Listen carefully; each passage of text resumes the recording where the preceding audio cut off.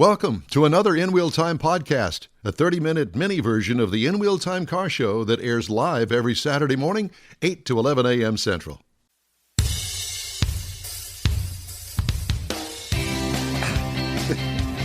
This is the award-winning car talk show, In Wheel Time. Not anymore. We will never win another award in our life.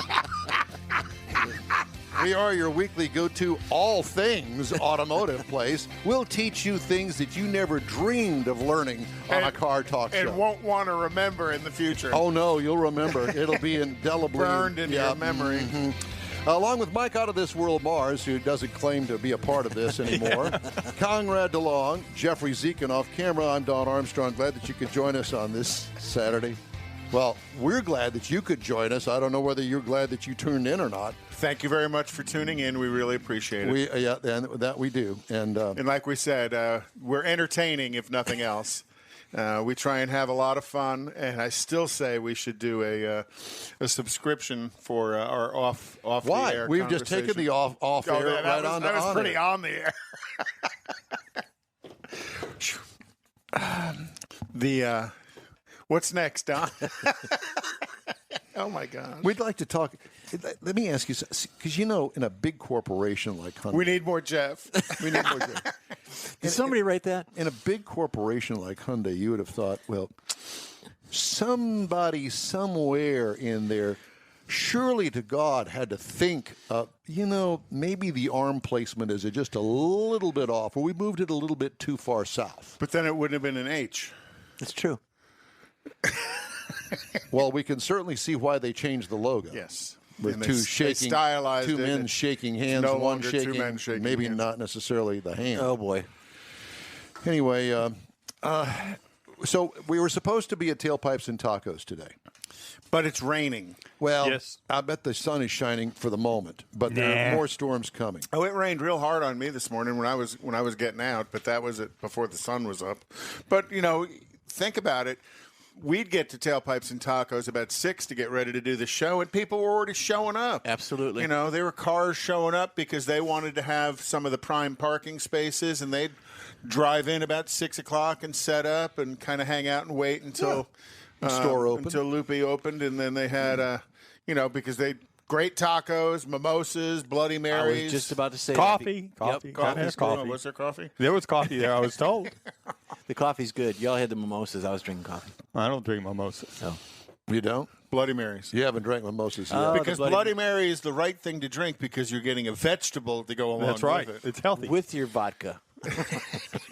Do they put vodka in it? I don't know. This is my shocked look.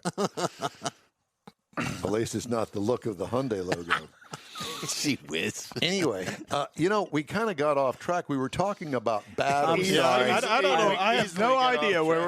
we're at now. I'm just writing. I Just got throw all 9 that away. Throw all that away. We came back from break at 9:32. Well, you were saying that Amy had to get a battery in her Amy had to vehicle. get a battery. So And how old is her car? it's 5 And Houston, if you got 5 years out of a battery, out of a factory battery. you got a good life out of that battery because typically batteries are going to be 3 to 4 years in Houston because of the high temperatures and high temperature stress. Well, of the battery. I think what saved it is the fact that the battery's back in the trunk. Well, Oh, and enough batteries are in the trunks, and there's enough batteries that are actually in the passenger compartment underneath the rear seat that tend to last longer because they don't go through the heat stress that happens under the hood. And would that be more of a climate-controlled ambient area? Right. Yeah, because now, you're not seeing under hood. You can easily see 250, 300 degrees under hood of a vehicle. Yeah. So that's all of that is part of what stresses a battery out. So So we were going to go and find an Advance near her. She lives down near the Montrose area. Well, there just wasn't an Advance close by. There was an AutoZone. So I go onto AutoZone. I start looking for batteries, and well, I come from the school as well as you do, $25, $30 for a battery. How about adding? that's a long time ago. How about adding $150 to that? Yeah. Absolutely. Yeah. Spending want- $130 to $200 If you for a battery. want it made to fit the car. And so we bought the second from the top, and out the door, $200. But that comes with a pretty good warranty. Yeah. Probably a higher than spec cold cranking amps. Correct. Which I CCA. always recommend people get a higher than specified cold cranking amps. Everybody's car has a CCA. Jeff called it CCA, cold cranking amp specification for it, which is when the battery's cold, how much power can it put out? And why? Because typically when it's cold, it affects the cranking. The battery performs weaker when it's cold out. I have to be contrary to that, because there used to be commercials when we were growing up where they would freeze a battery in Alaska and they come out and they chip it away and they do that. That's actually deceiving, because the heat is the detriment of a battery, not necessarily the cold. The heat damages a battery, Right. But the cold weakens a battery. It's kind of two different things. It doesn't necessarily do the damage, but the battery's ability for output is less when it's colder out than when it's hot out. Yeah, I'm from the school that the heat is worse than the cold. Well, I've known some women like that. You're from Detroit. Yeah. So I always tell people to get at least the next level up cold cranking amps. Married most of them. But they're divorced all of them. But you can get more cold cranking amps, but then you'll have to change the size of the battery, and you need to get a battery that fits the size of the tray that's in your vehicle. Side post versus top posts as well. Side post was a GM experiment for like 30 years that my personal opinion was an absolute disaster. But Why? Because a lot of times side posts would physically leak acid. You would see that little stream of battery acid Right coming out there where the post hole is in the side? Okay. and happened for an assortment of reasons. I don't think GM ever really grabbed a hold of the reasons why, and all my GM friends out there are shaking their head with me. GM had all of their excuses as to why. People would over-tighten them as well and create the leak, and like we talked earlier, that battery acid would leak onto something and just physically destroy whatever it leaked onto. Sure. So top post batteries are less prone to liquid leaks like a side post battery was. And now GM has gone almost exclusively to, actually I think they have gone exclusively to top post batteries. So after 35, 40 years, they learned a lesson. Now, even with the new batteries today, you can still pop those tops off to look at the cells. You can, but some there's no reason to. Okay. There really isn't any reason to. Because where you fill it up with distilled water. Right. And that would have been where you could open up the cell and see if it's dry and look inside of it to see if it was sulfated. Right. So if it was all white crusty, or if the water level was low. Well, wouldn't the water level go low and then it would get sulfated? Sulfated, right. So now with what are maintenance-free batteries, which have been in vehicles since the 70s, really no need to. But one of the coolest things now, and I think they used it on Amy's car, is the Midtronics battery tester. They can hook up a battery tester to the car battery, and just in a few seconds tell the condition of the battery, tell the condition of the starting system, tell the condition of the alternator charging system. Actually, it was the guys down there at the repair shop At that RMS. did that. Yeah. RMS. And it's a real easy hookup, and it's a great diagnostic tool. But again, that's probably close to a $600-700 diagnostic tool that they're using. They also sell one on this, as seen on TV, where you plug it into the old cigarette lighter area that you can diag, your battery that way or charge it up. How much can you really do? I don't know. Yeah, those things. Probably you can tell. It'll tell you what the charging voltage is. You got to remember when you're sitting still and the car is off, battery voltage is going to be somewhere in the 11.5 to 12.5 range. When you start the car, you should see your voltmeter go up to somewhere around 13.5 to 14.5 volts, and that's a good quick indicator that your alternator is working correctly. So when the vehicle's off and you have that discharge, you call it a discharge or charge for the state of charge. Does that mean your left rear tail light stays on? He's not shaking his head. That must be an inside joke. It is. No, it's not a joke. This Cadillac that I'm driving has a few issues. Oh, so the left rear taillight stays on until the battery goes dead? Not quite that way. I'm not exactly sure what the issue is, but it definitely has an issue with that. And you can't dim. And they gave it to you anyhow? Yeah, and they can't dim the lights on the instrument panel. Every once in a while, the radio will lower in volume and then come back up. It's got some sort of an electronic gremlin, and I'm not exactly sure what it is. And most of the time, that is going to be a loose ground somewhere. Yeah. So at any rate, we got the battery. RMS,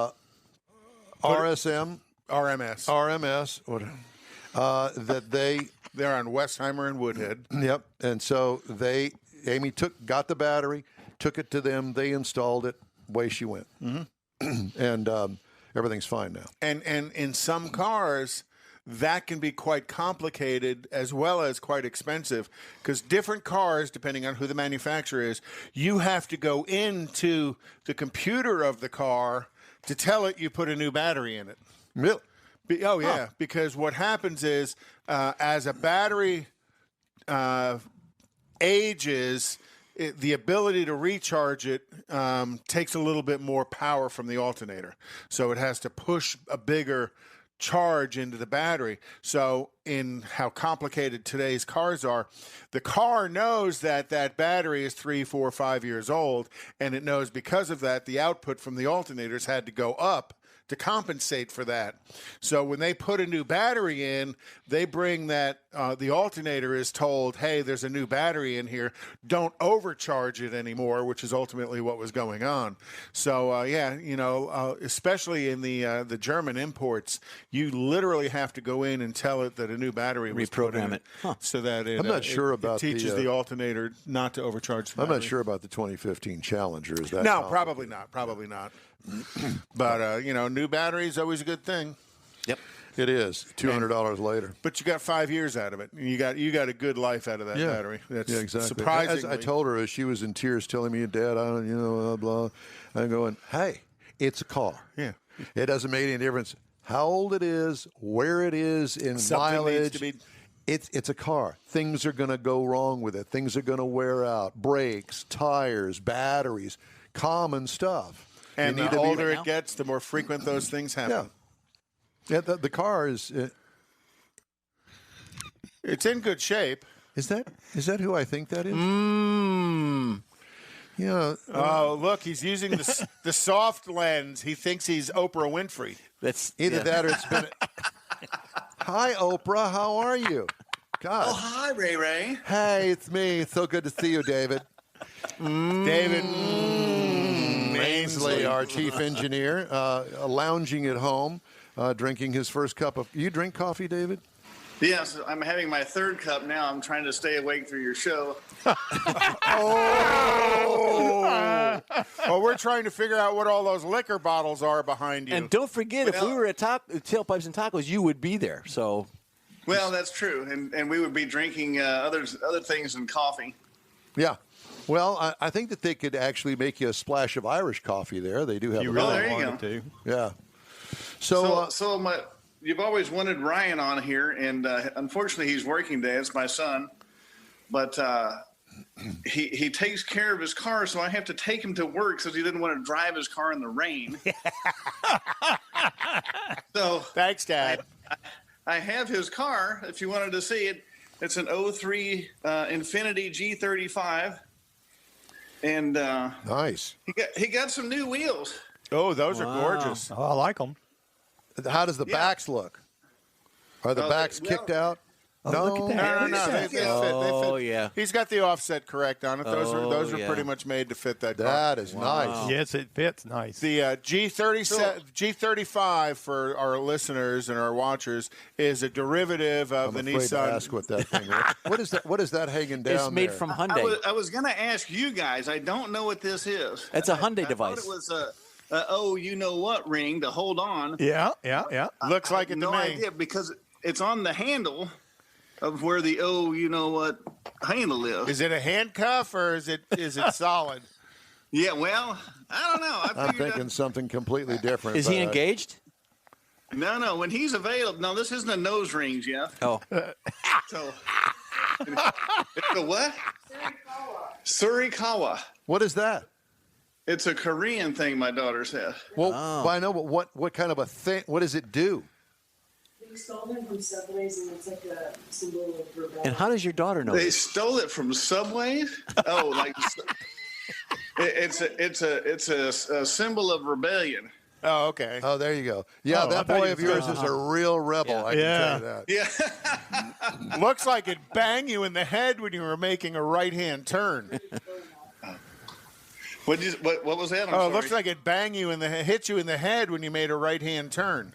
Well, yeah, you can't drive too crazy or else it's going to go, Hey, David, is that the car he had to roll the fenders to put the wheels on? Yeah, it is. So he ordered this thing. I'll show you. There's a big heavy box that came in, and it's this thing. And it's like, what is that? It goes with that hanging device. This bolts to the wheel, and you roll the fender under.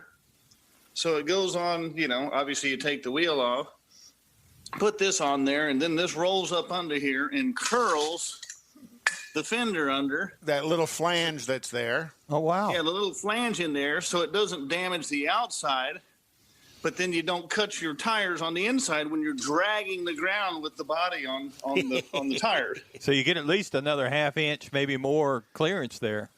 Oh, yeah, easy. So it does. It looks pretty sharp. It rides like a go-kart to me. So, he's got coilovers in here that you can adjust, and he dials them up to max stiffness. But well, what I was going to say is the Infiniti G35 is a close cousin of a Nissan Z350 or 350Z. It just has a little bit longer wheelbase, but the powertrain's all the same. And then the Infiniti is just a little more content and a little higher. It's a manual gearbox. Yeah, he wanted a manual, and we found this. It was one original owner over there at down the street at our Emmons Brothers friends. Yeah. Oh, yeah. And this is about the fourth car I've purchased from them. And Ryan has put a sound system in, and they changed the whole center console out from the original so you can have the radio, because this is an 03, so it's 17 years old, and it runs perfect. Wow. It looks good, too. Well, somebody, and I don't know who did it. They had got Brembo brakes on here, and they had an exhaust in here. Got a cold air intake. Yeah. So all that was done before Ryan bought it? Yeah, that's how we got it from Emmons. Nice. I mean, it was just awesome. Yeah. Well, I was inquiring with our cruise-in guru over there, that Joseph, that he puts together a list of cruise-ins and car meets, and there is a big import meet tomorrow down off of 288 in Kirby. And I immediately thought of Ryan. And by the way, just to let the cat out of the bag, we're going to try to work with Ryan and Larry and do a segment with them once a week. And I haven't talked to Ryan about this. I know that he's talked to his dad about it. And we've kind of batted around now for months, but I think the time has come.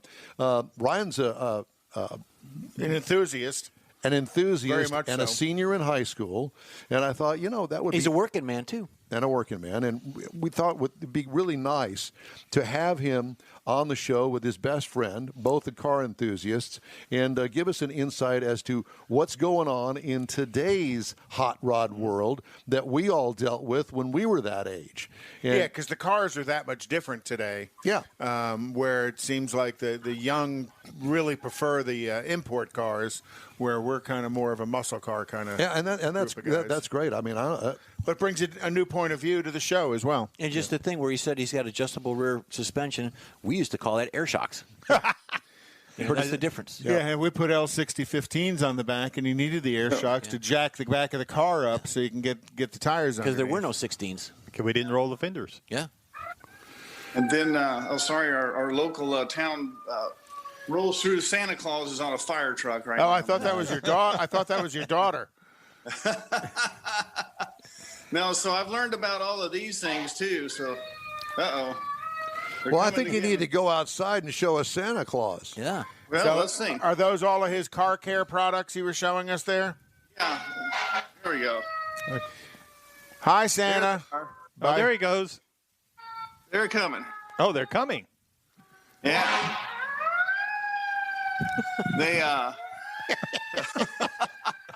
it's almost throw Christmas. Candy at the kids, so you got to watch out and not get hit in the head. But yeah, these are a few of these things to keep this black car nice and shiny. So that's a full-time job. It is. So since we're doing garage cribs, what's in the fridge? Yeah, let's see what's in your refrigerator. Let's see. Let's go for the ice cream first. So, we'll look in here. Oh, you and Nancy Pelosi with all that high-dollar ice cream, huh? I want to show you one more thing. Notice he didn't open up the beer side. Yeah. I want to show you one thing that Brian is doing. He kind of, sorry, I'm going through the house and it's a little dark. He does things and it's kind of a piecemeal. It's a project. The car has turned into probably a lifelong project. Oh, aren't they all? So he's purchased some headlights that he hasn't put in yet. I don't know why. Now we'll have to go into his stash. The inner sanctum. His stash. Here we go. So we're into the stash. Careful what you show us. Yeah, I know, right? Oh, his headlights. Okay. So he gets some halo lights for it? Yeah, it's a whole assembly, yeah, and it's going to light up, different LEDs and different bulbs in here and give it a new look, kind of fresh. All I did was change the bulbs on mine. Well, plus it also gets rid of, and we've talked about this in the past, is the cataract effect on the headlight assembly as well. Right. Because as headlights get old. Nice and clear. Right. Yeah. Hey, Joseph Pleasure just posted up the link to the Hot Import Nights event tomorrow. So say what time it is? I'll click on it and see. Right. But anyway, I thought there'd be a great event and a great time for him to do a piece for us for next week's show. 2 p.m. 2 o'clock tomorrow afternoon. At Aviva Stadium, which is... Oh, yeah, I know where that is. Okay. Great. Yeah, so it's kind of between you and me. Yeah. So you just need to get Ryan to go and use his new camera. We understand he ordered a new camera as well.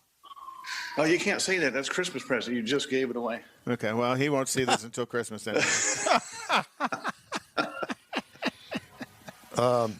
Well, what a great tour, David. Thank you so much. We really appreciate it. Great seeing you, and thanks for joining us. Well, I appreciate the time, and let's see if we can get the youth involved here. Yeah.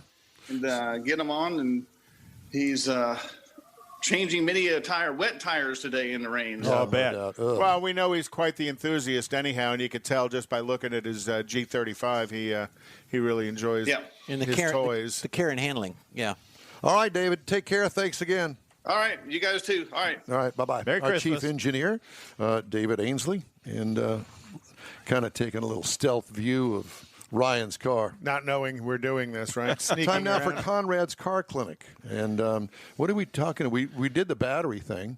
Well, yeah, but today I wanted to talk about what's the real difference between synthetic and conventional oil. Perfect. And try and put it in maybe some terms you can understand a little bit. The main difference between synthetic and conventional oil is the size of the molecules. Conventional oil is naturally made, and because it's fossil fuel, right? So its molecular construction is pretty irregular.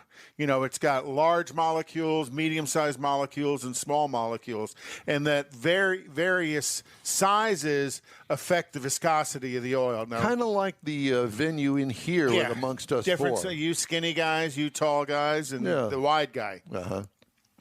But all of that has an effect on the vehicle's on the oil's viscosity. And viscosity is a liquid's resistance to flow. So thin or thick is the way everybody refers to it, but it's actually the fluid's resistance to flow.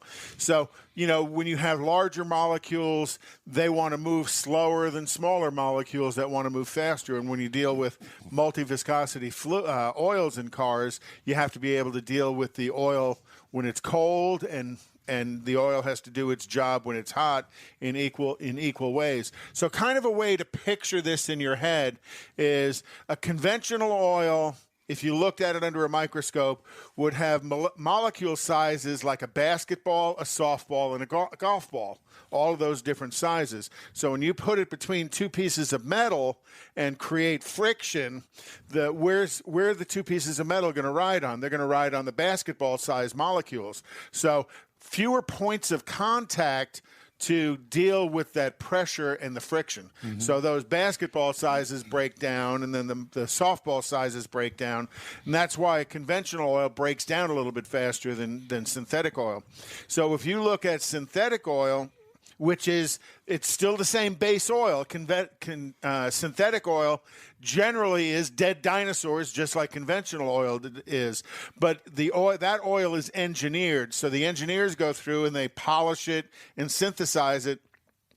So now all of the molecules are the same size. So let's say they chose the softball size as the molecule size that they want to have. So now you have those same two pieces of metal come together, and they're all riding on the softballs inside. So it gives it much more points of contact, which reduce the friction. So the big difference between synthetic and conventional oil is just basically the size of the molecules. The other thing that happens is with conventional oil, with all those various sizes, dirt kind of hides in there a little bit better than it does with synthetic oil, where everything's about the same size. So both oils have to do primarily three things, if you think about it.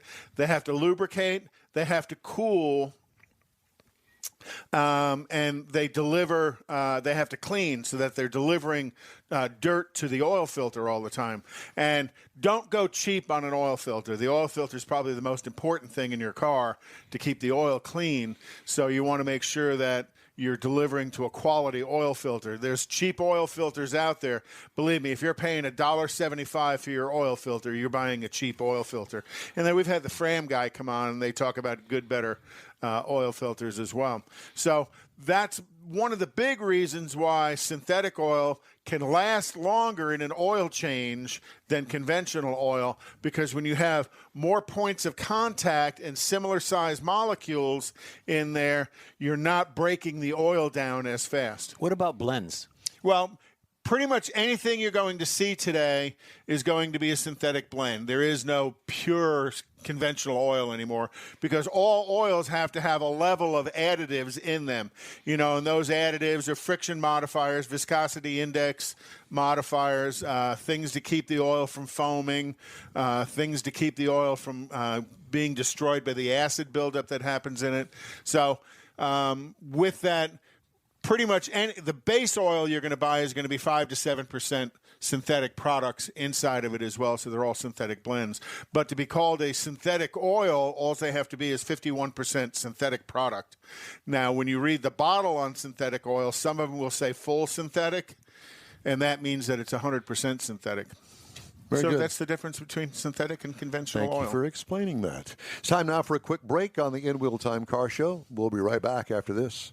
Texas Truck Works is your go-to truck customizer. From mild-to-wild lift kits, custom wheels, and steering and handling enhancements to the best personal and commercial wraps, Texas Truck Works delivers. Let Texas Truck Works founder Scott Stevens help you get the most out of your truck or Jeep. Texas Truck Works has decades of customizing experience, including power adders and complete engine swaps. Let the Texas Truck Works team design an upgrade plan that fits your budget. Get truck attitude today at TexasTruckWorks.com. Tailpipes and Tacos is Houston's premier cruise-in, and you're invited to join in. Whether you're a cruiser or spectator, Tailpipes and Tacos is the place to enjoy made-to-order breakfast tacos, fresh coffee, and mingle with Houston's fun car people. Mark your calendar for Saturday, January 16th for Tailpipes and Tacos at the Lupe Tortilla Mexican Restaurant in Katy, 8 a.m. to 11 a.m. Tailpipes and Tacos is free, and everyone is invited. You'll see collector cars, hot rods, customs, magnificent originals, and resto mods all at one location. Cars from all over Southeast Texas cruise in and show off in a friends and family event. The Lupe Tortilla Mexican Restaurant on the Grand Parkway at Kingsland Boulevard, just south of I-10 and Katy. Drag racer, car enthusiast, and Lupe founder Stan Holt brings you Houston's hottest cruise in, Tailpipes and Tacos, Saturday, January 16th, 8 to 11 a.m. at Lupe's in Katy. The In-Wheel Time Car Show will be there too. Get your ride ready, and we'll see you at the Tailpipes and Tacos Saturday morning cruise-in, January 16th, 8 to 11 a.m. at Lupe's in Katy, weather permitting. That's it for this podcast episode of the In-Wheel Time Car Show. I'm Don Armstrong, inviting you to join us for our live show every Saturday morning, 8 to 11 a.m. Central on Facebook, YouTube, Twitch, and our InWheelTime.com website. Podcasts are available on Apple Podcasts, Spotify, Stitcher, iHeart Podcast, Podcast Addict, TuneIn, Pandora, and Amazon Music. Keep listening, and we'll see you soon.